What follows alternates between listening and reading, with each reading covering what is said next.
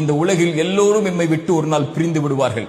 பிரிவதோடு மட்டுமல்லாமல் எல்லோரும் ஒரு நாள் எம்மை மறந்து விடுவார்கள். செல்வத்தை சேகரிப்பதற்காக ஓடலாம், சொத்துக்களை குவிப்பதற்காக ஓடலாம், உறவுகளுக்காக வாழலாம், நண்பர்களுக்காக வாழலாம், பிள்ளைகளுக்காக வாழலாம், அதற்காக ஒட்டுமொத்த வாழ்வையும் கழிக்கலாம்.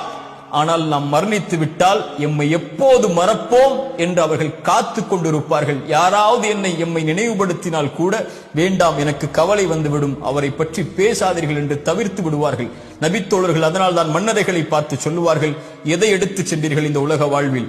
உங்களுக்காக செல்வத்தை சேகரித்தீர்கள் என்று அதை யாரோ பயன்படுத்துகிறார்கள் என்று. அப்படித்தான் செல்வத்தை அவன் சேகரிப்பதற்காக வாழ்வை கழிக்கிறான், இன்னொருவன் பயன்படுத்துகிறான். உங்களுக்காக வீடு என்று அதில் யாரோ தங்குகிறார்கள். உங்களுக்கான மனைவி என்று ஒரு பெண்ணை வைத்திருந்தீர்கள், நீங்கள் மரணித்ததற்கு பிறகு அவர்களும் வேறு ஒருவரை திருமணம் முடித்து விட்டார்கள். உங்களுக்கென்று மனிதா இந்த உலக வாழ்வில் எதை எடுத்து சென்றாய்? பேராசையோடு உலகத்தில் வாழ்ந்தாயே என்று நபித்தோழர்கள் மன்னரைகளை பார்த்து கேட்பார்கள். அல்லாஹுடைய தூதர் ஸல்லல்லாஹு அலைஹி வஸல்லம் அவர்கள் ஒரு அழகிய செய்தியை சொன்னார்கள், மனதில் வையுங்கள், எந்த ஒரு ஆத்துமாவும் இந்த உலகத்திலே மரணிக்காது அல்லாஹ் கொடுத்த வாழ்வாதாரத்தை முழுமையாக்காமல்.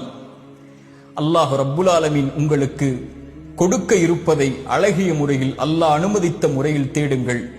உங்களை பேராசை மிகைத்து அல்லாஹ் தடுத்த முறையில் ஒருபோதும் வாழ்வாதாரத்தை தேடிவிடாதீர்கள்.